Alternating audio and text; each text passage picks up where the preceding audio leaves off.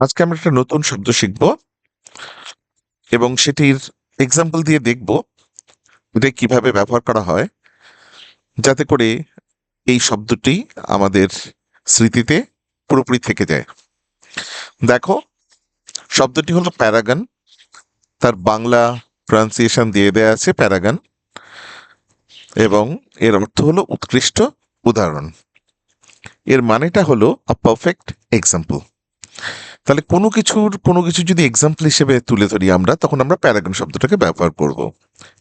যেমন, mother Teresa was a paragon of kindness and grace. My mathematics teacher is a paragon of patience. The old monk was a paragon of virtue. তাহলে এইভাবে কোনো একটি মানুষের নাম করলে যদি কোনো কিছু মনে পড়ে তার সঙ্গে যেটা অ্যাসোসিয়েটেড, আমরা সঙ্গে সঙ্গে সেটার জন্য সেই শব্দটাকে ব্যবহার করবো। যেমন মহাত্মা গান্ধী বললে আমরা কি মনে করি? ট্রুথফুলনেস। তাহলে বলতে পারি আমরা Mahatma Gandhi is a Paragon of truthfulness. ঠিক সেরকম পরেরটা দেখো, কারোর জীবনটাই যদি আমার কাছে একটা দৃষ্টান্ত হয়ে থাকে যেটা আমি ফলো করব, তাহলে লিখবো his life has become a Paragon for me, বা ফর দ্য ইয়াং লার্নার্স।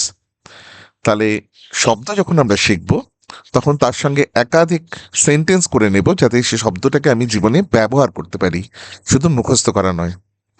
পরের একটি ভিডিওতে আরো একটি সুন্দর শব্দ নিয়ে আসবো। ধন্যবাদ।